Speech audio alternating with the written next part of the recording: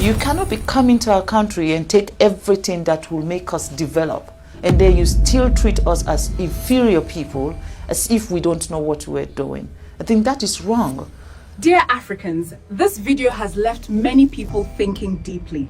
Watch carefully and see what message it carries.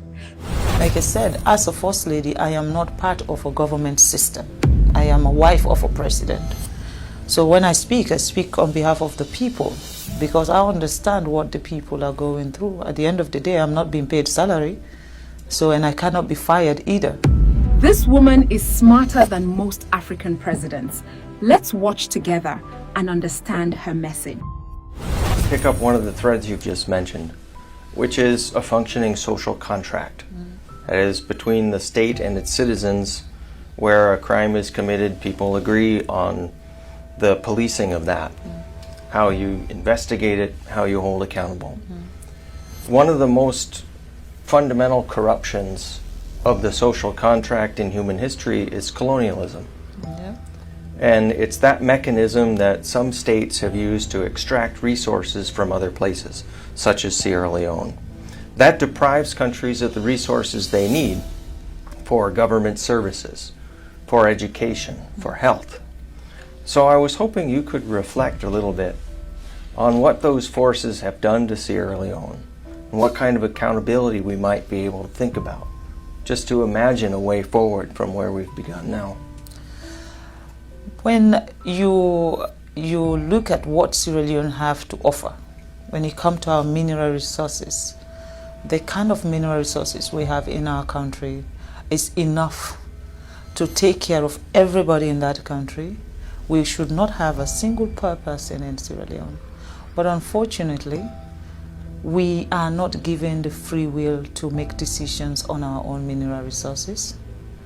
There's always Big Brother who decides.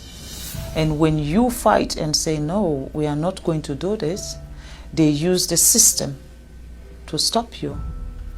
It's either they set you up with the opposition and they'll be supporting the opposition against you from the back, or they cause unnecessary chaos in your country so that you are not able to even govern your own people. They will do things to make you not to be functionable. And of course, any country that don't have peace cannot develop. You have to have peace before you talk about development. I'll give you a simple example about Sierra Leone. Every mining company that is in Sierra Leone today is owned by a foreigner. Every mining company. If it's not the Chinese, it's the American, it's the British. Our electricity, Bumuna, is run by the British, and we still don't have light. We're looking for light, electricity. If you don't have electricity, how can you talk about education? How can you talk about health facility? How can you talk about improving the infrastructure of your country? We don't have electricity. Now, do we actually even have proper water, pipe-borne water, so that our kids will not be sick? We don't have those facilities. Why? With all the minerals we have, there is a cap you put. Before my husband became the president of Sierra Leone was benefiting, they said, what's the word? 0.000.1%. What is that? Basically, a company can take as much as $100 million out of the country in terms of minerals, and then they can just give the country $10,000. Now, what will $10,000 do for our health system? What does $10,000 do for our educational system? And these are the things I believe that are stopping Africa from progressing. We don't have a say. The sense about us celebrating independence, I don't know why we celebrate independence, because we are not free. That is my own take. I'm not speaking also on behalf of the government of Sierra Leone, nor am I speaking on behalf of His Excellency the President. I am speaking as Fatima, as a citizen of a country who believes that things need to change. We have to have that sense of patriotism in our countries, and our leaders also should be subjected to that. You know, it is not only when you were talking about election and then everybody come out and celebrate, and after election, that's it. Accountability. Who accounts for what is happening? Who is the one who is changing the narrative of what is happening? Like I said, as a First Lady, I am not part of a government system. I am a wife of a president. So when I speak on behalf of the people, because I understand what the people are going through. At the end of the day, I'm not being paid salary, so, and I cannot be fired either.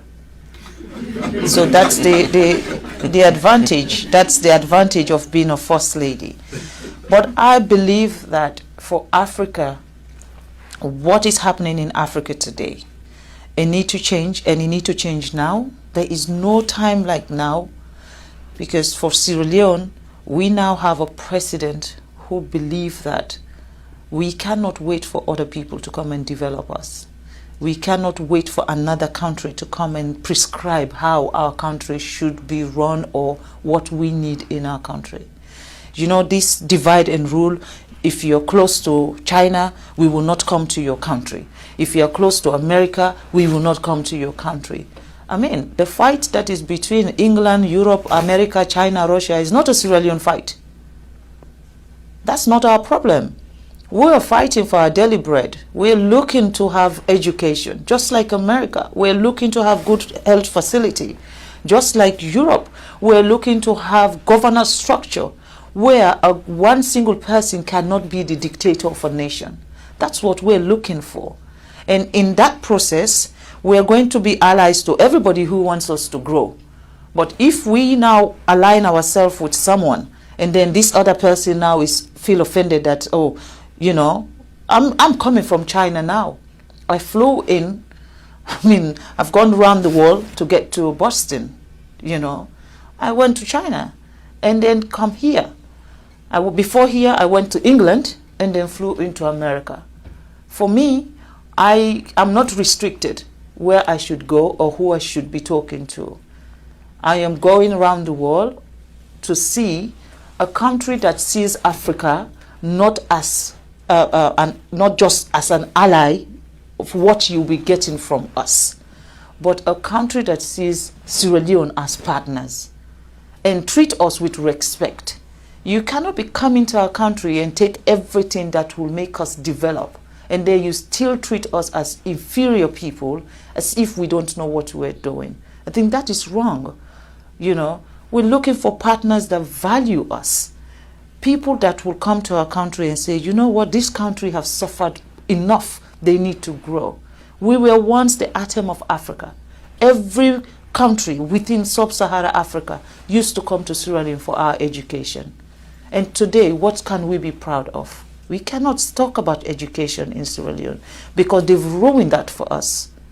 Everything that has empowered Sierra Leone has been ruined. And now we have a leader who wants to fix everything. There is a problem.